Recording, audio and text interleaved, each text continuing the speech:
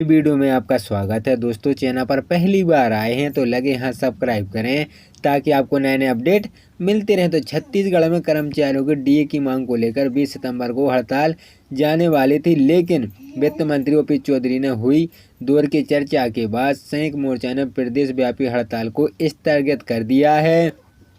राज्य के कर्मचारी केंद्र के समान डीए की मांग कर रहे हैं, जिसको लेकर प्रदेश कर्मचारियों में असंतोष व्याप्त है।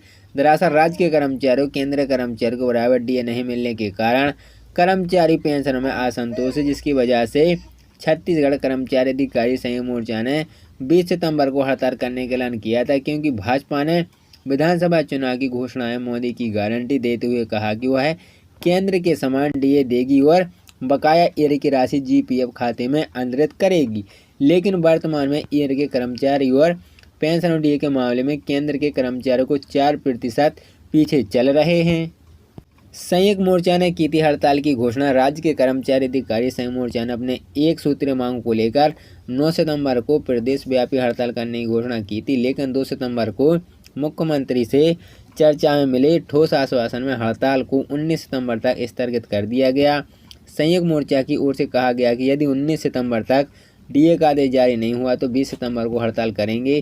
छत्तीसगढ़ शासन के वित्त मंत्री चौधरी ने मोर्चा के प्रतिनिधियों को 13 सितंबर को चर्चा के लिए आमंत्रित कर प्रदेश की वित्तीय कठिनाइयों के बावजूद राज्य के कर्मचारी पेंशनों को 4% डीए देने की सहमति व्यक्त की थी, लेकिन देते से डीए देरी पर गतिरोध संयुक्त मोर्चा और शासन के बीच बना रहा।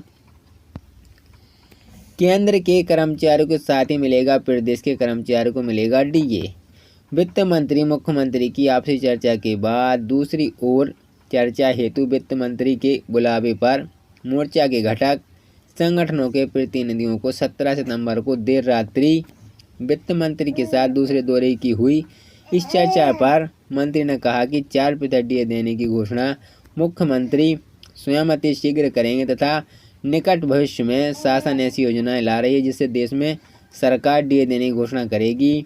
उसी दिन से राज्य सरकार के कर्मचारियों को स्वयं लागू हो जाएगा और डीए अब मांगना नहीं पड़ेगा। वित्त मंत्री की इस बात पर कि डीए का आदेश इसी माह जारी होगा तथा भविष्य में केंद्र सरकारियों की घोषणा के साथ उसे तिथि पर डीए देने से आश्वासन पर संयुक्त मोर्चा ने 20 सितंबर की एक दिवसीय प्रदेश व्यापी हड़ताल को स्थगित कर दिया है।